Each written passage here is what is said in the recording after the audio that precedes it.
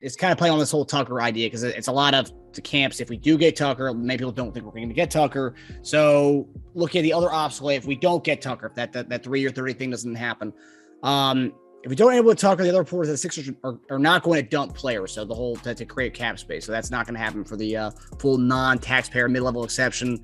And by the way, this whole non-taxpayer level mid-level exception stuff and MLE, all that stuff, just like I got to do so much research, like looking this stuff up, what this actually means. That's just.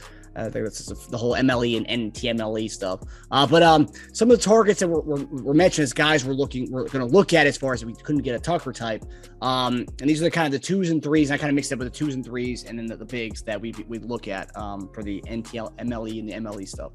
But Caleb Martin, Gary Harris, Otto Porter, Torian Prince, Amir Coffey, Jeremy Lamb, and Danuel House were the kinds of 2, 3s of realistic guys that we could sign for that. And then the bigs that would be on a vet minimum, you got Serge Ibaka, Hartenstein, which I'm a big fan of Hartenstein, McGee, Hassan Whiteside, Drummond, and LaMarcus Aldridge. And this is obviously if we don't get if Tucker doesn't come to Philly. But of those targets, which are guys you'd say like, yeah, I wouldn't mind that on the squad if he couldn't land PJ Tucker? Is it a choice between the wings or the bigs? Or can you get one of each? One of each. Maybe one of each. Although I don't think all those bigs will be on vet and mins, but yeah. Yeah. For the wings, I think that, you think of like Gary, he's more of a 2 than a 3. Yeah. And obviously he's a Spartan, so I like him. I just think if with the addition of Melton, you probably want to lean more towards a true 3 than maybe a true 2. Because there's someone that could eventually start for you. So as far as the bigs, that one's interesting. I mean, you want someone that's maybe brings a different intangible. You look at McGee, he's played different places, but he has had some success and he has helped some teams win. Yeah. I can't see him leaving Phoenix though. Yeah, I think he's there, especially with Aiden's situation. Especially, I'm not certain on the big. Like I think it's such a stretch, with the big, and then you look and you say, well, what are they going to give us that's maybe better than our young fellas, or different? I guess you can always have one that's rebounding, but that one, if I had to, I would say McGee. Hardenstein just a little different from what we've had on the bigs. On the wings, I would say one of the guys that are maybe a little bigger. I'll take Gary because he's a Spartan. One because of that, but the other ones, I think I would, with the addition, like I said, the addition of Melton, I would lean towards having a bigger 3 that maybe at times can slide to the 4 if necessary. Yeah. Yep. I'm right there with you on that. I am a big Gary Harrison, but again, I had the same note. I think he's more of a 2. I like Porter, Prince, and House because I think they fit that bigger 3 role. I think I'm a partial to House. He digs in defensively. He can hit the 3, he can guard 3s, sometimes guard 4s, giving him more defensive versatility.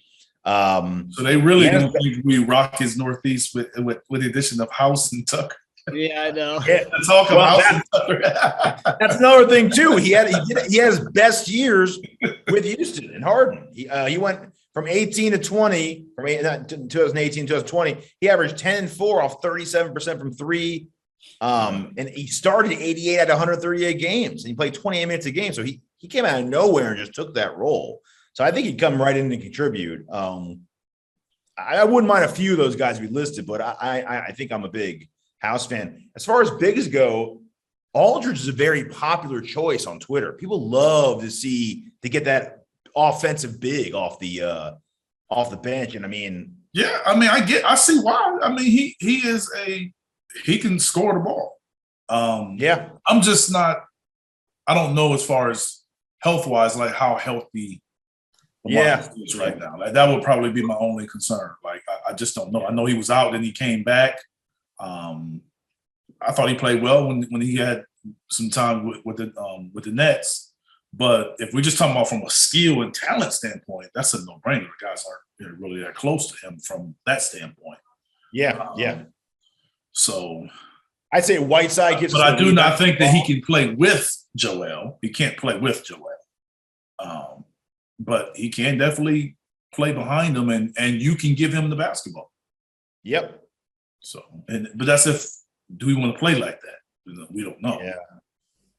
I think Whiteside gives us the rebounding and blocks that we'd want, that we've been accustomed to looking for when Joel's off the floor, kind of like the Howard and the Drummond. Hartenstein, rebounding and improved shot, and Morey drafted him, so it still falls under the check. Houston, Philly. I think the one thing that Hartenstein kind of gives you, if we're looking for it gives you a little something different than those other guys. Because I coached against Hartenstein, House, and all of those guys. Hartenstein gives you a lot of the pick and roll lob threat. That's something that I think out of all the people we named is probably one thing that he does better than all of those guys. And sometimes that's what you need is a guy to even. So if they're doubling or James or Maxey are coming off screens and he's able to dive and shrink that defense, I mean, that can help you. I mean, so that is one intangible I think that is important, because we don't really we may have that in Reed, some other guys, but we have him who's proven that that's what type of player he is in the league. He's improved his shot a lot too. And the post-draft talk, I mean, I know when you hear execs talk, not all the time, they actually mean what they say, but it sounds like they are kind of big fan of the bigs they have in house already with Bassey and Paul Reed going into next year. Yeah. That? We also picked up DeAndre. That's what I said. It kind of depends on how they are with who's already there. I mean, that matters. Yeah. Yeah, I don't know. I still think Doc's going to want a vet big man. He'll want a vet big man if he don't think the young guys can play. So if you see vet big mans, it's because they have a concern about something. Mm-hmm. I mean, that's usually the case. Yeah. I learned that when I was a young guy in the league, when I was coming back as GP's reserve and Nate was coming back and Nate was injured. And I'm like, okay, if Nate don't play, I got my minutes. And then they went out and got Greg Anthony. So man. That right there was my wake-up call. They're like, no, it depends on the coach. Like, and they used Greg Anthony to get me to sign. Like, if you don't come back, if you don't sign, we're going to get Greg Anthony. But they ended up signing him anyway. And he played more than me. So, I was young. I was like my second year, whatever, third year. So, so I do know, and it was that George Karl just wanted a more veteran president. I know it was different back then. It was a more veteran league. But that's real, though. That is real. And Doc is old school like that, too. That's real. Doc likes his vets. I don't even know. I think I've read recently that Hartenstein probably won't even – that min might not be enough for him. He might actually get an MLE out of someone. Interesting. Is there a rule? Someone on a YouTube commented saying that there might be a rule that you cannot pick up a guy you just traded the year prior. There has to be a year gap before picking up a player you just traded. Is that true? I didn't look it up, but it was interesting because we talked about Drummond like 2 weeks ago. I don't know if that's true or not, but if I had to guess, I would say maybe during the current year, but not the next year. Okay, that would make more sense. Yeah, maybe during the current year you do it, but I know. Yeah. I mean, I know that it was a rule that you had to do it like within a certain amount of time, and I think it was like that was more like that rule. If we're talking about the same rule, it was more about preventing you from trading a guy and then re-signing him for the playoffs. Right. If we're talking about the same rule, then yes, it was like during that season, if you can't really sign a guy, it's certain rules of why you can sign a guy to get him back for a playoff run. So people were trading people. What they used to do is to trade a guy, get a guy, already have a deal with the team that they're gonna let him go, and then they cut the guy that you traded, then you get him back. So now you got the guy you traded for and the guy you traded. Okay. So it kind of removed that kind of thing that was happening. So that's why I said if I had to guess, I would say only in the current season. Okay. Not necessarily to next season. Gotcha. Yeah. Okay. That makes more sense. Are you looking it up, Teja? Trying to, yeah. Okay. That might be hard to look up though. Yeah. But yeah, I mean, I like all the bigs that we got there. JaVale McGee was also part of the process. That'd be kind of cool bringing JaVale McGee back to be a backup for a team that's contending versus being a process era Sixers. That'd be interesting. Yeah, and also, you know, we talked about Gary Harris there, Eric. You probably saw we picked up Cassius Winston to be on our summer league team. So there's our Spartan right there. So maybe he makes a squad. Hopefully, he can play. I mean, Cassius.